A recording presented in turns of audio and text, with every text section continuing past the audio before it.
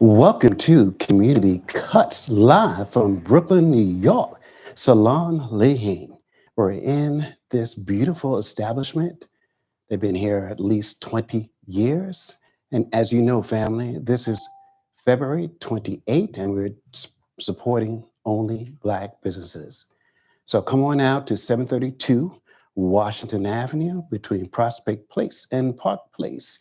If you need to make an appointment, please call in advance 718 231 230 4100.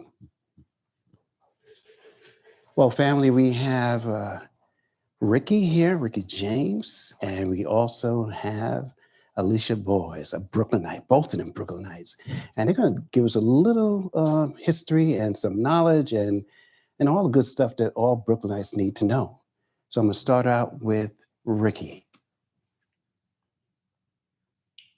Hello, Community Cuts, neighbors, friends.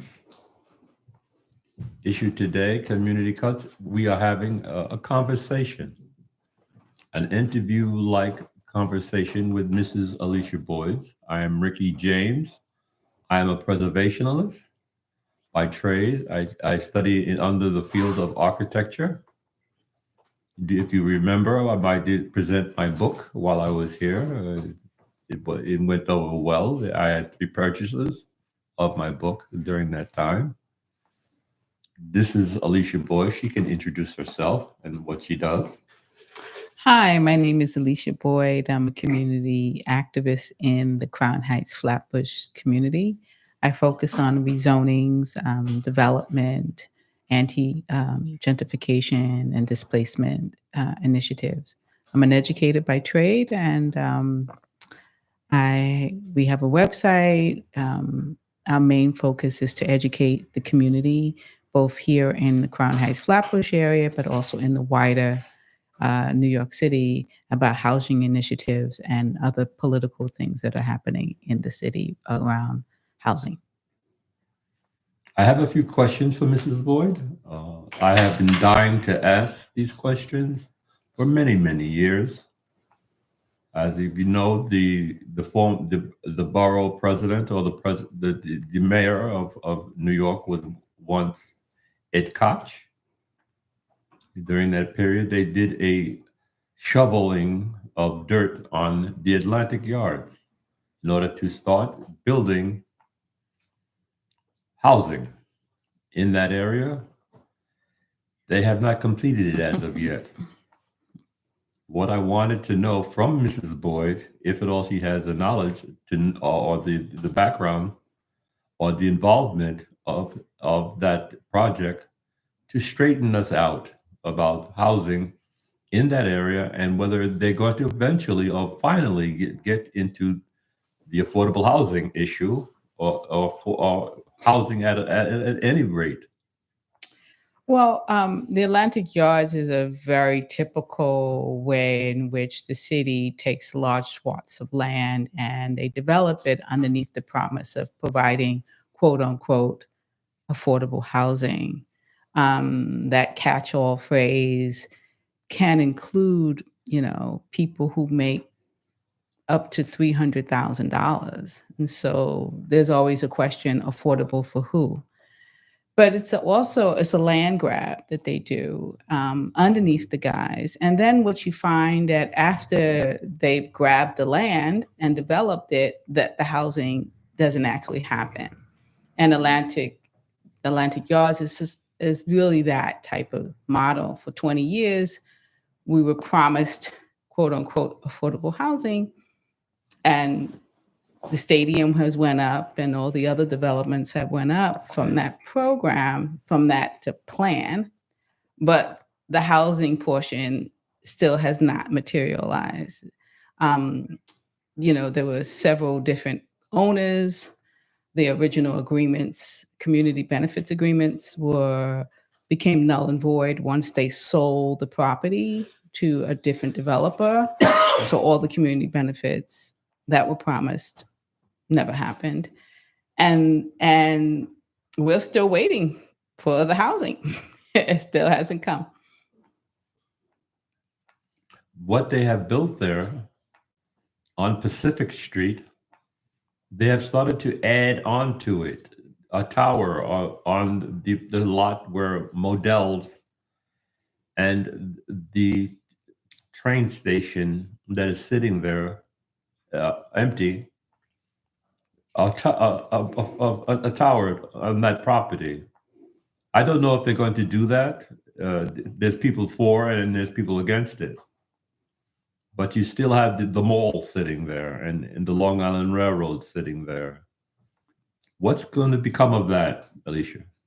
Well, like I said, they had sold the property several times. Each time a developer took over the property to be able to build the affordable housing.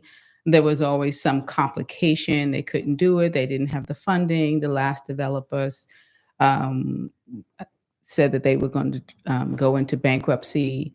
A new developer has come on and promised to build it.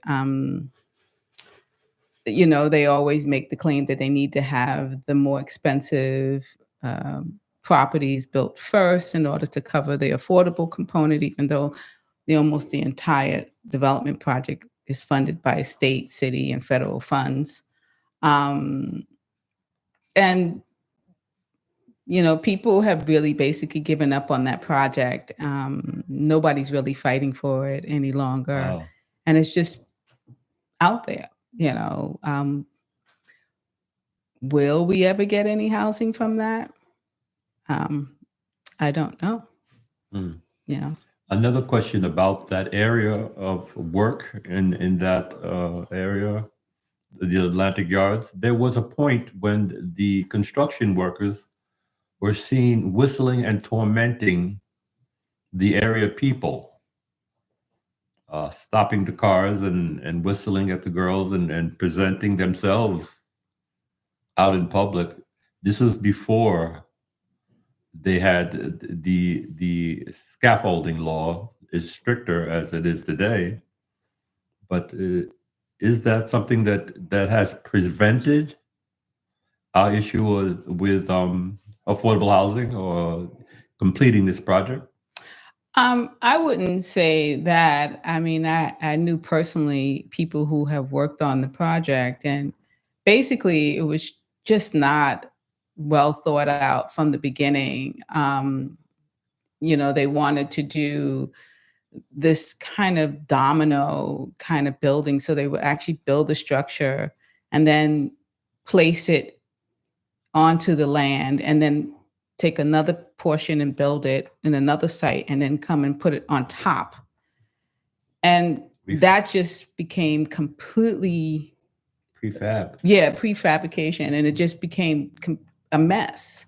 Yeah. I mean, it was horrible. They didn't do the specs right. I mean, you have to have things really, really right. And it's hard when you're building development. There's always a slight chance of error. And once you do one slight chance of error, it just multiplies. The taller the thing gets and the bigger it gets.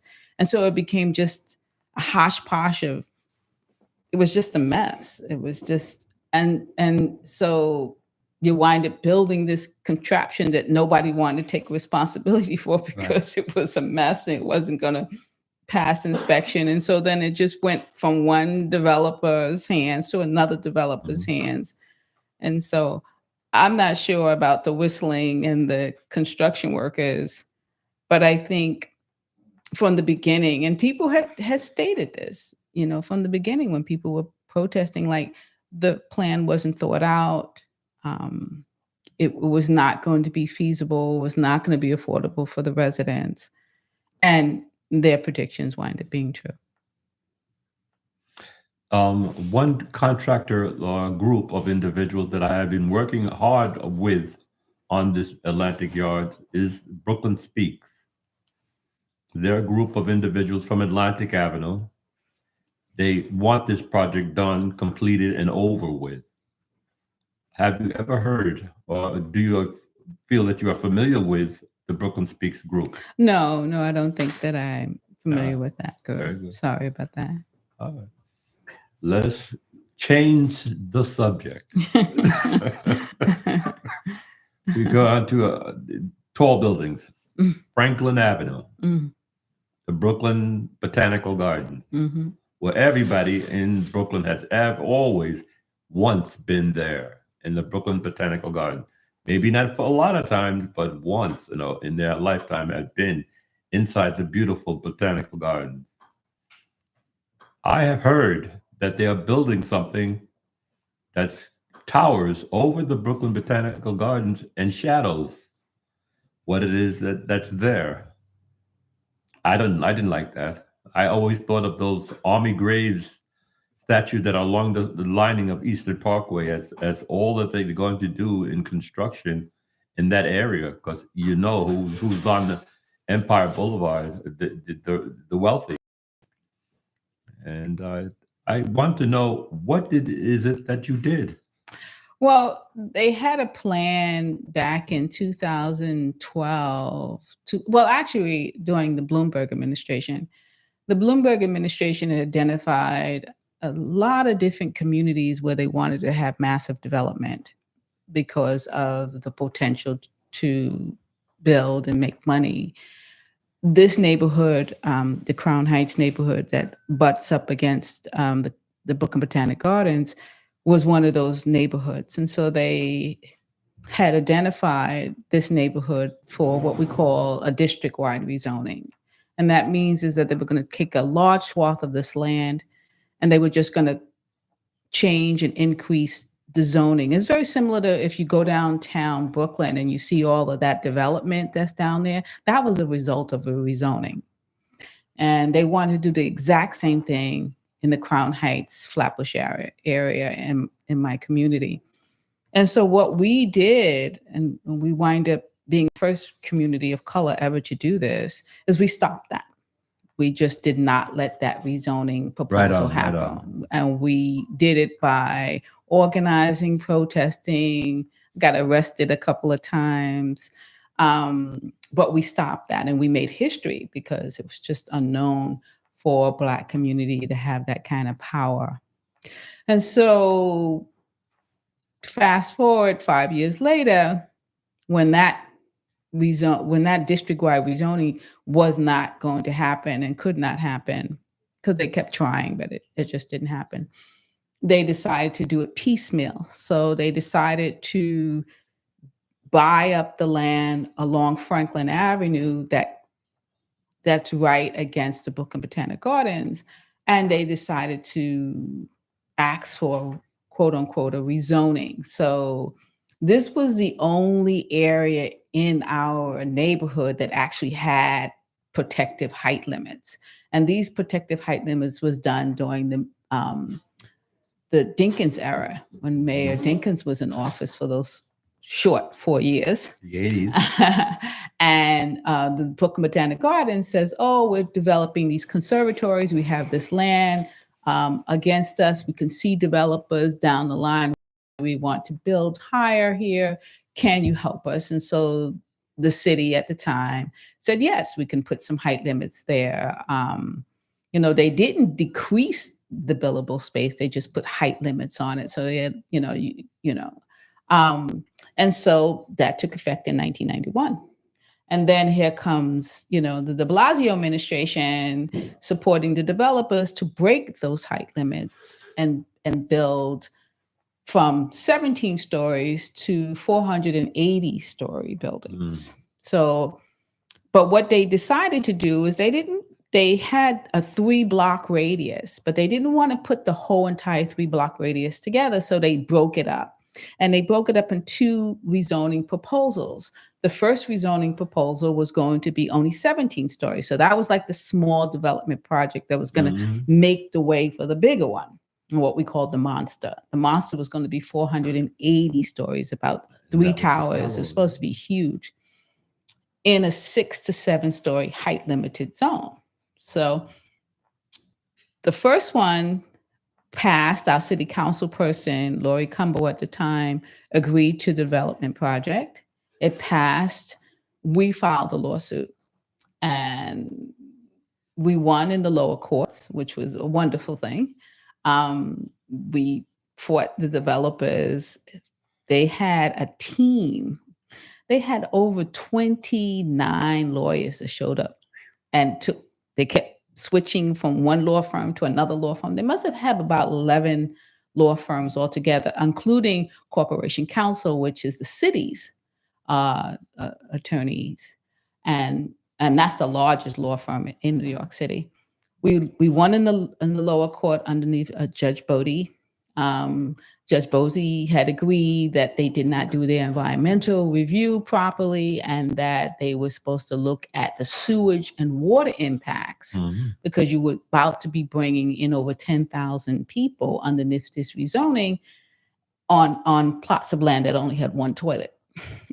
Right. So you're going to add a lot of toilets, and they were required to really look at that, and they didn't. They refused to look at that impact. And so he sided with us.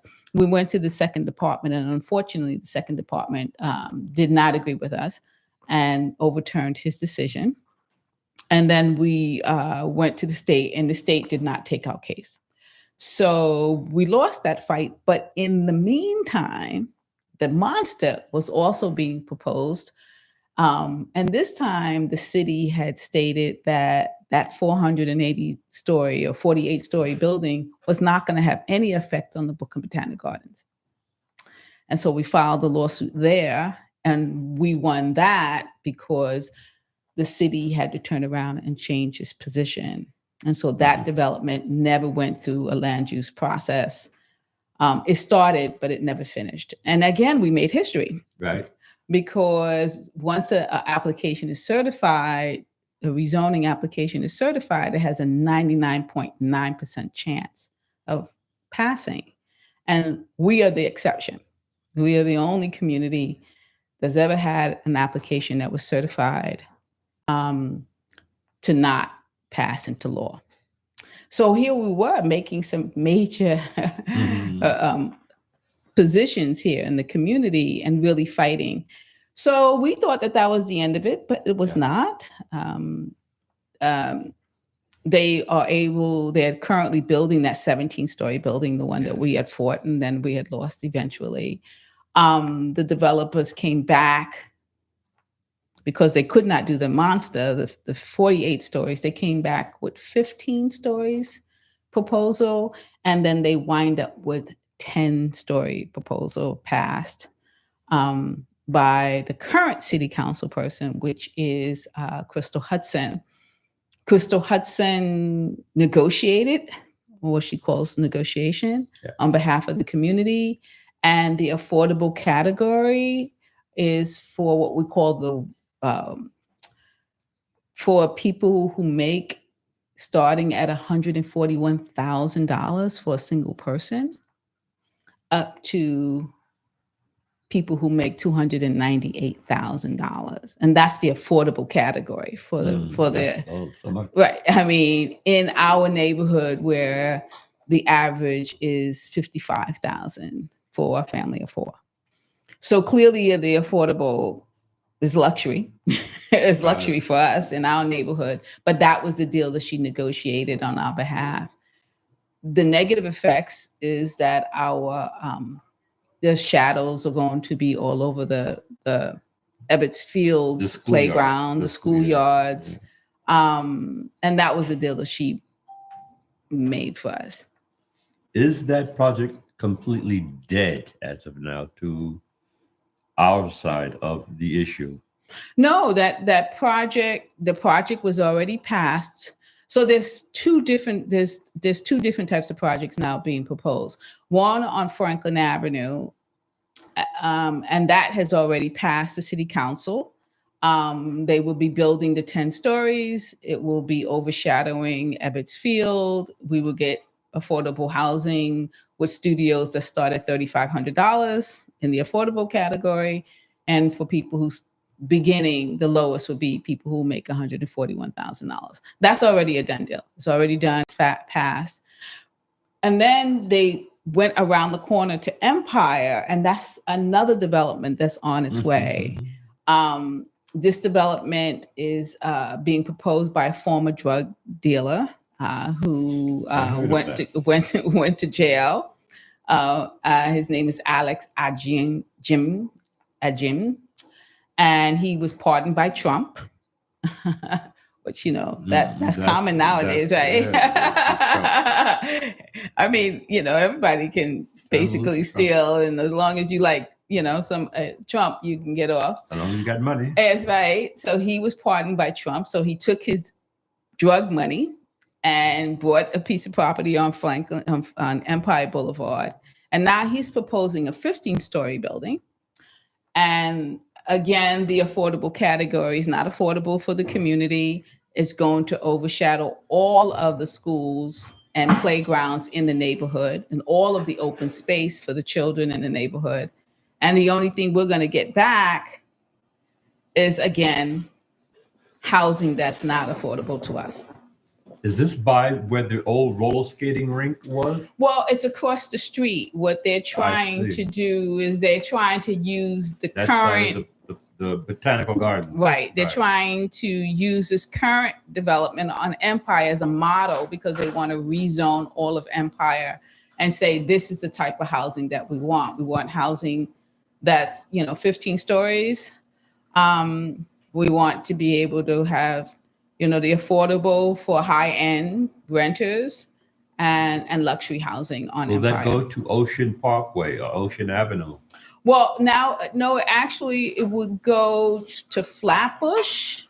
We call this neighborhood fast food haven. So if you know anything about this neighborhood, we have a lot of fast food restaurants, Wendy's and White. So it would go up to Wendy's on Flatbush Avenue and then come all the way down to Rogers Avenue.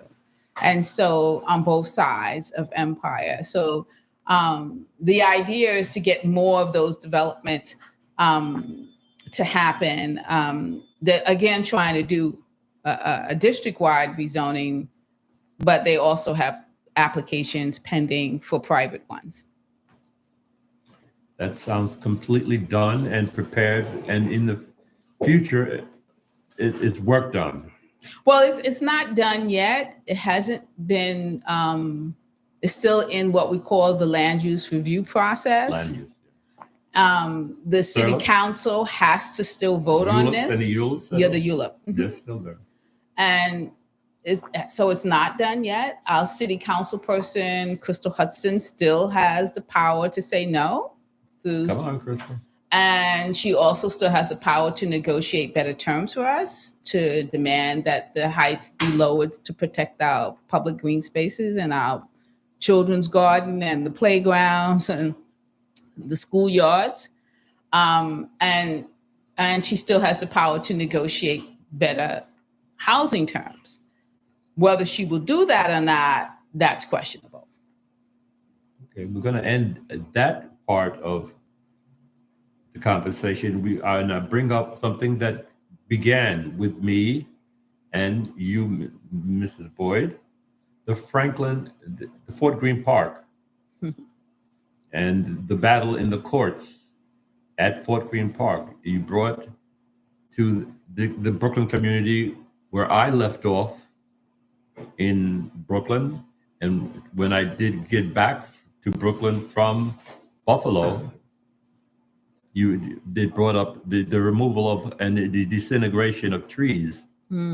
And the issue of the fight with environmentalists and their issue of, no, we do not want to step back.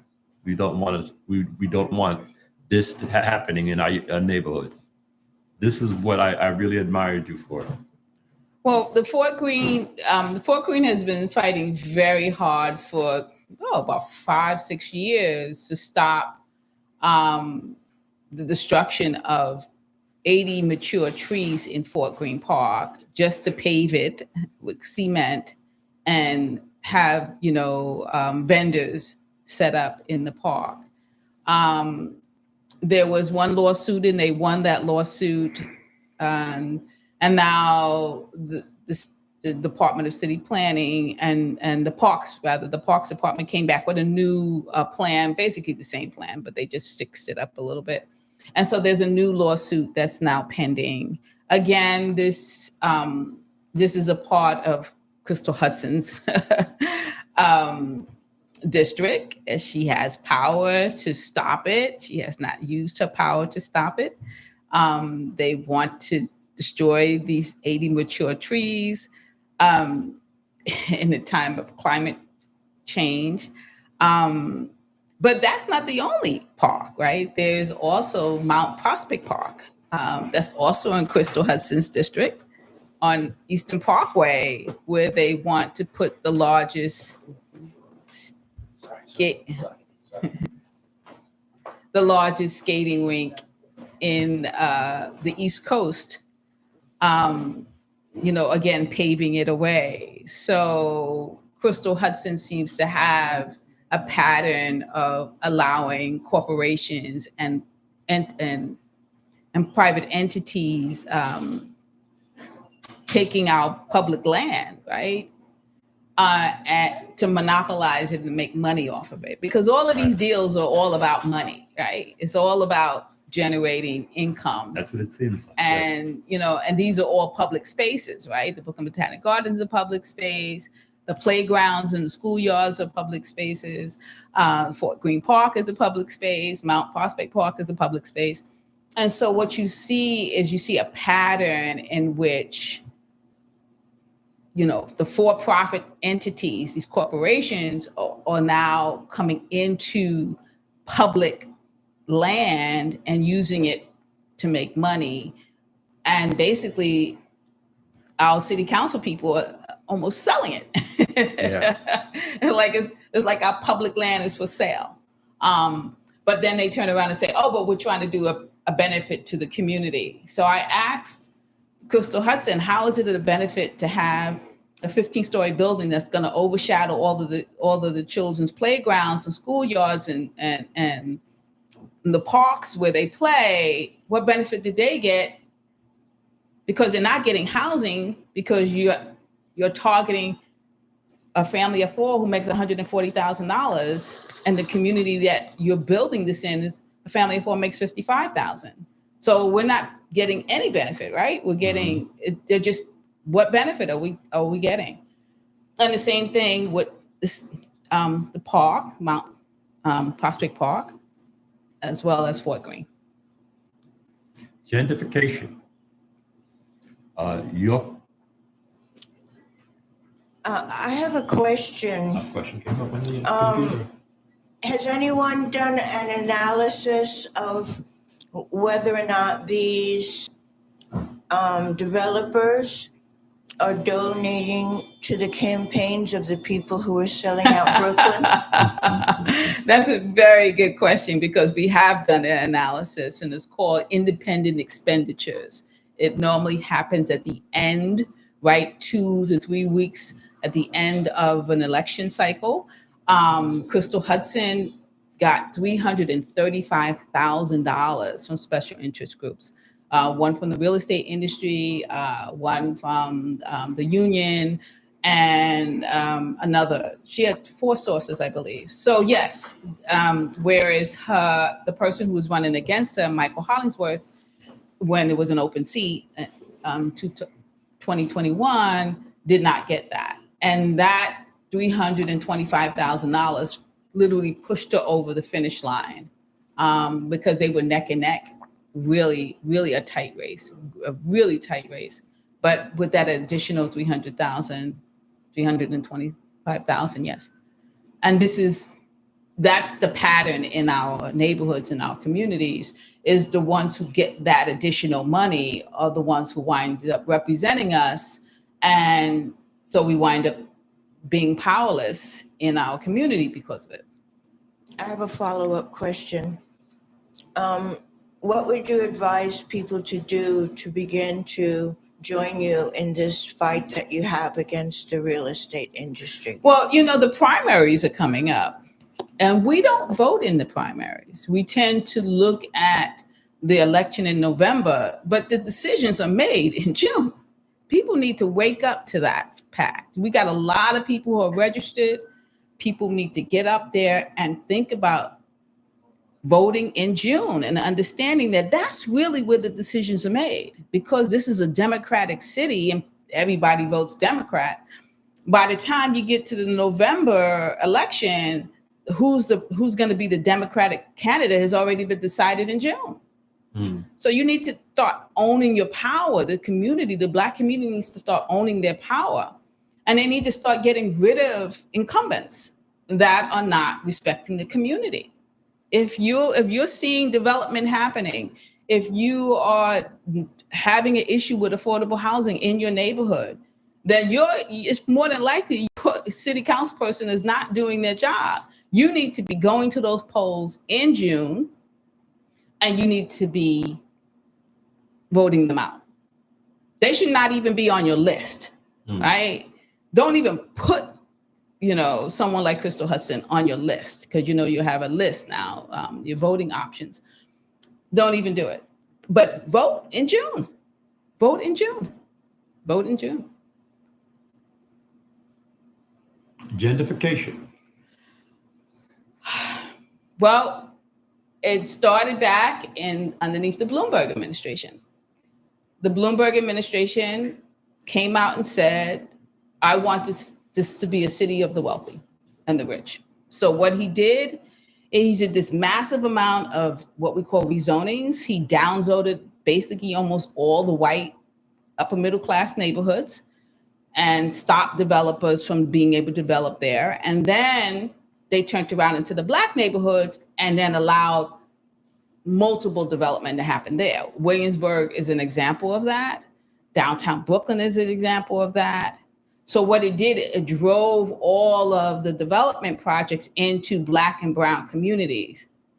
And with that came speculation, because the moment that these rezonings happened, everybody wanted to jump in, started speculating, the prices started to rise in these neighborhoods, and then it became unaffordable for the current residents. The landlords started engaging in all kinds of harassment, buying people out, pushing people out, both legally and illegally.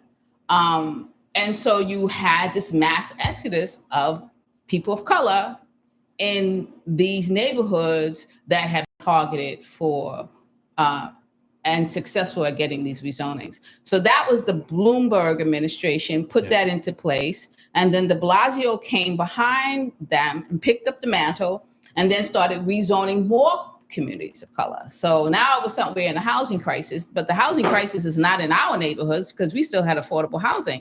The housing crisis was in the white neighborhoods, because when the white kids came home, the property values have raised because they could no longer build in those neighborhoods. So then they started looking at Black neighborhoods and started moving into Black neighborhoods. And once they started moving into Black neighborhoods, again, the rents started rising. And then de Blasio came and said, okay, well, let's build in the Black neighborhoods. We need to create affordable housing. And then everybody felt like, oh, it's okay, even though we were affordable. Why did we need housing when we were already an affordable neighborhood? Again, for speculation, because the property is cheaper in Black neighborhoods and brown neighborhoods. So the developers, again, came into the neighborhood and brought up, increasing the value. The zoning changes, and now they're building towers. Building towers. The rents are not affordable for the existing population. And then it just puts pressure on the existing population to be removed. And this is a playbook. It's a playbook. They have a book. And they say, okay, what's the first step? What's the second step? What's the third step? What's the fourth step? And before you know it, you go down to Williamsburg, you don't see Hispanic people there anymore. They're gone. You go into Harlem. It's happening everywhere. Even in this neighborhood, you had a rezoning in 2012. This pushed a lot of Black people out of this neighborhood. We stopped our rezoning. So we're still in CB9. We still have more than 50% of our population is Black. So we still have maintained a strong Black presence. But that's slowly being eroded with these individual applications that our city council people keep approving, like slowly. It's not, in one shot like downtown Brooklyn, but it's slow and gradually coming. One more question, and then I'll pass it on to Duke. The issue today, which you had the buyout and the blockout of purchasing things today, and going to the point of not buying other than black owned stores.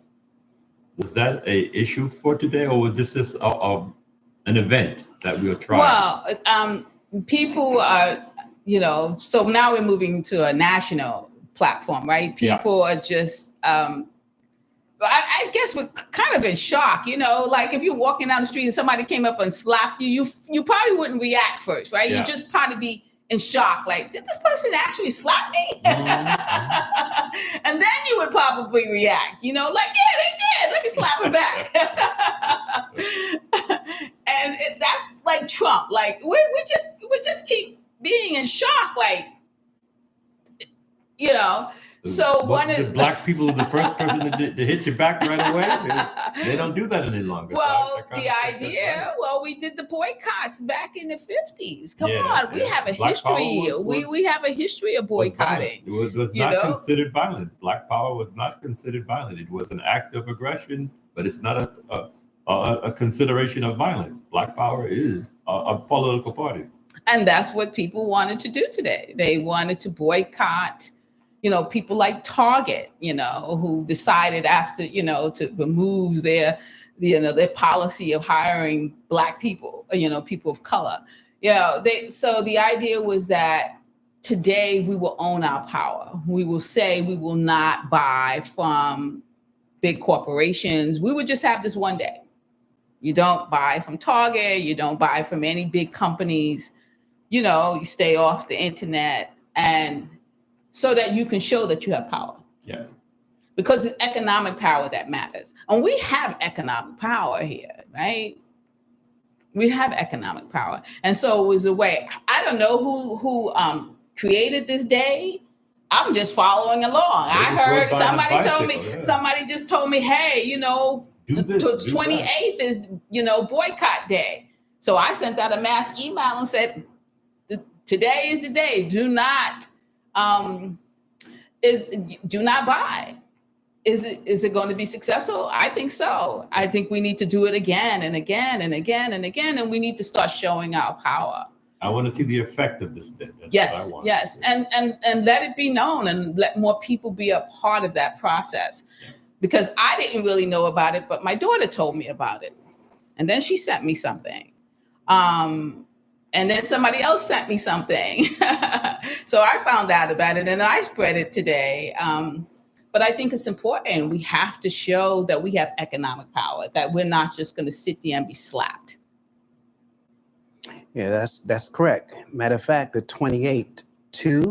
8 and 2 is 10, correct? Mm-hmm. So in the numerology aspect, it's the day, today, the 28th, number 1. Right. So number 1. Take away the 0, you only have 1. That's it. This is it. So with all that you said, what made you get into being an activist, a very powerful activist in Brooklyn? Well, most activism happens personally, right? It personally affects you. I happen to live on Sterling Street. I bought a house on Sterling Street in Flatbush, Crown Heights. My backyard was Empire Boulevard, It was a development project. They wanted to rezone Empire Boulevard. So they literally wanted to put towers in my backyard. And literally, it was like figuratively, it was literally, you want to put a 30-story building in my backyard that currently there's only a 1-story building? I don't agree with that. I don't think that's going to work for me, And that was the catalyst. So I started my first public meeting was when Eric Adams had just became the borough president. People were complaining about another development that was being proposed at 626 Flatbush. And I stood up and I didn't know all of the political stuff yet, but I looked at Eric Adams and said, "You're the reason." I pointed my little finger, like, because I'm a teacher by trade. So I like, "You're the reason why we're getting this development project. You need to do something about it. I'm demanding that you do something about it." And his reaction was, "Who are you? No. Who are you? Ooh, I'm the state senator, and I've been here, and I worked here. I don't know who you are. Move on, move on." He literally said that to me, and it was in a public space. Of course, nobody knew me then. But you're not tethered to fear. Well, no. I mean, I was just like, is that how you talk to your constituents? Shouldn't you be doing like the other two politicians, like trying to get out of it and saying, "Oh, no, I'm sorry," playing the political game? But he was so dismissive. And then something said to me, "Oh, he's the reason." And he was the reason. He was the state senator at the time when that deal happened, and he was a part of that deal. And I didn't know that. We were just protesting the development project. And so by the time I got involved, he was the borough president. And it was basically, he was the one who was facilitating the rezoning that was happening in my neighborhood. He was demanding, he had literally come to my house and met with my group and was demanding that we allow Empire Boulevard and Franklin Avenue to be rezoned and have all these tall towers, because it was his vision to make it like a 42nd Street. Well, people will come and they would spend their money, and there would be all these tall towers, and there would be all this entertainment, and then they would go home. And, and he claimed he wanted the housing for his son. I need housing for my son, and I want my son to be able to live on Empire Boulevard, So that's how that happened. And I just started to get involved. I think that our local politicians, they're not asking us, they're telling us. Yes. And that's the problem. Yes. And if we, we are not going to sit around and be told, because you're not living here. We're living here. We know everything about our community. And if you want to, have something to do with our community, you have to communicate with us. Well, I don't think that they believe that. I was at the city planning hearing, city planning commission hearing, where they were talking about this Empire Boulevard development project. Yeah. And, again, this former drug dealer is presenting this plan. And one of the commissioners are having a discussion with the developer and saying, "Oh, well, this is a great model. Do you think that you can reproduce this all the way down Empire Boulevard?" And they turned around and said, "Oh, yes, this is the model for this neighborhood." Having right in front of us, having a conversation with the developers and the city, and completely ignoring the fact that we're here. So you having a conversation about developing in our neighborhood from a drug lord who does not live in the neighborhood and is only doing this to make money. Yeah. And but you're having that conversation with him.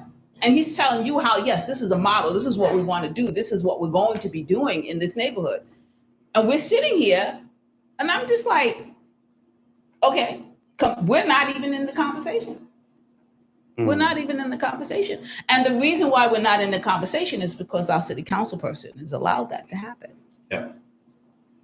Have you ever tried to negotiate with Crystal Hudson and have a meeting with her? Well, we did try to meet with Crystal Hudson, and she just refuses to meet with us. She will not meet with us. She says, "I met with you last year." Well, last year you didn't have this development project, right? This development project is here today. When I did see her, she said that our fight for the sunlight for our playgrounds and stuff was ridiculous. That was her position. Like, that's ridiculous. That's not a good enough excuse. So she's just refused. She's not meeting with us. She is not discussing her policies. She's not talking about, trying to get any affordability or any housing that the neighborhood can afford or that the residents could afford. She's just, and this is primaries, right? You would think that she would be a little bit more cooperative, but she's got a lot of promises for that independent expenditure money. And we can bet that will be rolling into her campaign. Yeah, I have another question. Your talk is very educational for me because I didn't understand the process. I've been living in this neighborhood for a very long time, and I saw change around me, and I was just mystified as to how it happened. Mm-hmm. So my question is to you is, how do we educate people more, and how can people join you in this movement to protect people, and so that people can begin to stop these developments earlier on in the process and understand what their representatives are selling them out? Well, I do have an organization called MTOP, the Movement to Protect the People. We are on the web at mtopp.org. People are welcome to call me up and attend one of our meetings if they want to get involved. If you are in this neighborhood, the immediate neighborhood, you're probably going to see a lot of flyers and have probably been seeing flyers where our name is on there and our telephone number is there. But I can give you my telephone number. It's 718-703-3086. Again, 718-703-3086. But to the website, because I'm an educator by trade, the website is filled with information. We have video clips on pieces of information. We have tons and tons of emails that have links and well thought out. So people are welcome to just go onto the website and browse, just browse. And because we basically have had almost every type of development project and issue that any other community will have, we have a response to almost anything that's happening in New York City on that website. So definitely people can go to the website, look at it, but definitely give me a call if you want to follow us, because we do have an email list and we send out email blasts. We let people know what we're doing, where we're going to be, protests, petitioning, signing. So definitely give me a call and I'll put you on that list. Again, my number is 718-703-3086. Well, thank you so much, Rick. You're welcome. We're actually blessed by this information that you have given us. Good. And I also am asking the audience to take her up on her offer. Take her up, check out her website, and give her a call if you need to. But let her know that you're there, because Brooklyn is in the house, and this is our core value in terms of Brooklyn. Right. We're Brooklynites, and this show is about Brooklyn, and everything that's around us is Brooklyn. Yeah. And you're key. And thank you, Rickie, for bringing Thank you for introducing my call us. and Yeah. show up. Yes, I'm glad. There was a moment where I travel sometimes, and so we couldn't get our schedules together, but he nailed me down, and I'm glad I got an opportunity to come and speak to you guys, because it's important that we share this information.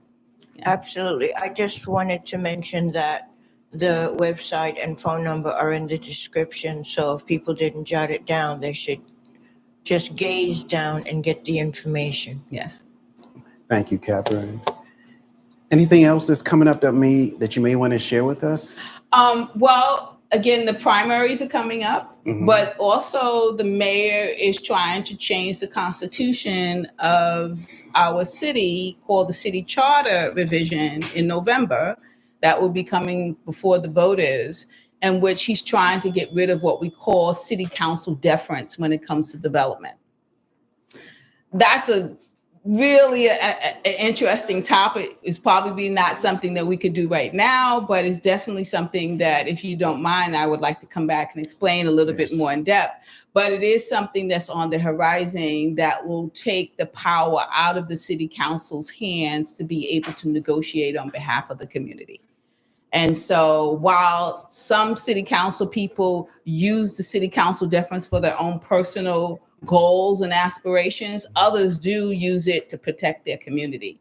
And they're about to take that power away. So that's on the horizon.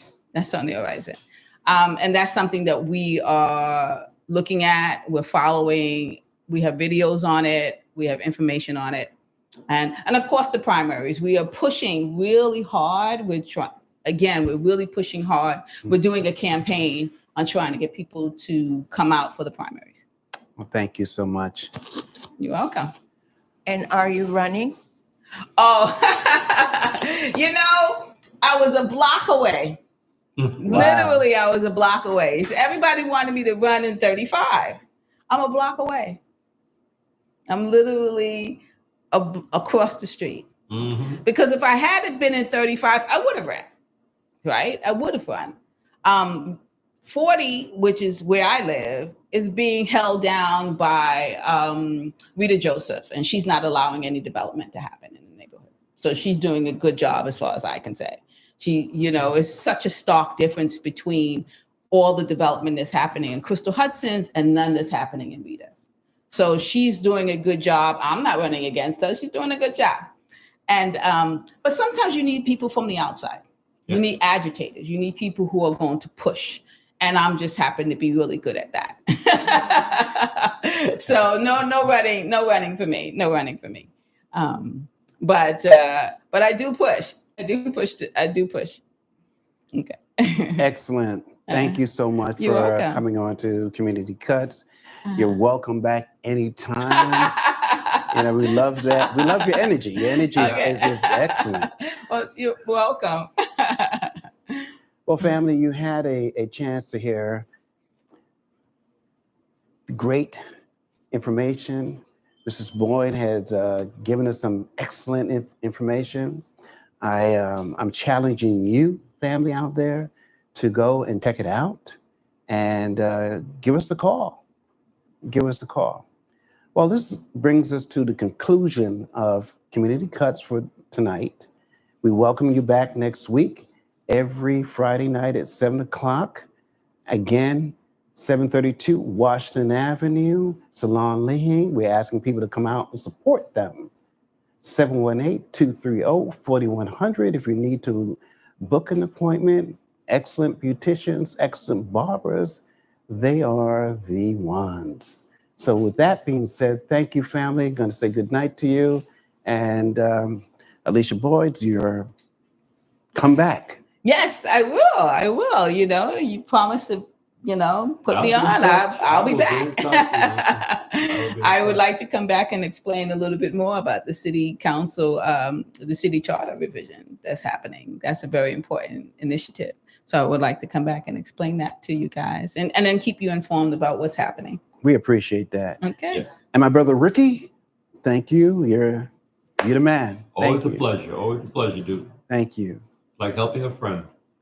You're my brother. You're my brother. You're my brother. Thank you. So good night, everyone. Good night. Good night. Good night.